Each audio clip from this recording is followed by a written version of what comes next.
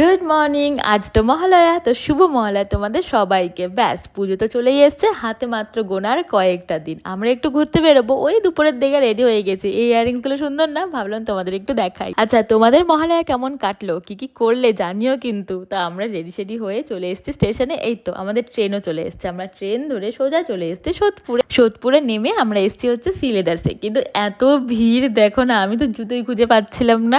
একটা মানে আমার যেমন জুতো লাগতো, ওই একটা জুতো পেয়েছিলাম, সেটারও নাকি আবার সাইজ ছিল না। তো মনে এক রাস দুঃখ নিয়ে বেরিয়ে পড়েছি। আমরা চলে এসেছি ভূতের রাজা দিলবরে। আজকের লাঞ্চটা আমরা এখানেই করব। জানো, আমরা যেখানেই খেতে যাই সেখানেই না আমাদের এরকম সাইডে একটা ছোট টেবিল দিয়ে বসিয়ে দেয়, বলে দুজন আছো তো এই সিটেই বসতে হবে। মানে তুমি তোমার ইচ্ছে করলেও তুমি ওই সুন্দর সুন্দর জায়গায় গিয়ে বসতে পারবে না, এত খারাপ লাগে এই জিনিসটা। কি করা যাবে, আমরা তো খাবার দাবার অর্ডার দিলাম, আর এই তো আমাদের খাবার চলেও এসছে। একটু কিছুক্ষণ ওয়েট করতে হয়েছিল, তার মধ্যে আমি প্রচুর ফটো তুলে নিয়েছি। তো আমি একটা থালি অর্ডার করেছিলাম, ঠাকুর বাড়ির পুজো স্পেশাল কিছু একটা থালি ছিল, ওটা অর্ডার করেছিলাম। আর সৌরভ নিয়েছিল পোলাও আর খাসির পোড়া মাংস কিছু একটা হবে, তো ওটা নিয়েছিল। যেহেতু আমি ওই খাসি ফাসি খাই না, তো আমি চিকেন নিয়েছিলাম।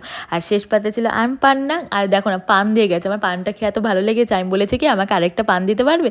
তো ওরা জানো পরে দেখো আরও 4টে পান দিয়ে গেছে। এই জিনিসটা আমার খুব ভালো লেগেছে। এই তো খাওয়া দাওয়া শেষ, আমরা বেরিয়েও গেছি। খুব সুন্দর একটা লাঞ্চ করেছি, এত পেট ভরে গেছিল না, আর আমি চলতে পারছিলাম না, মনে হচ্ছিল একটু শুতে পারলে ভালো হতো।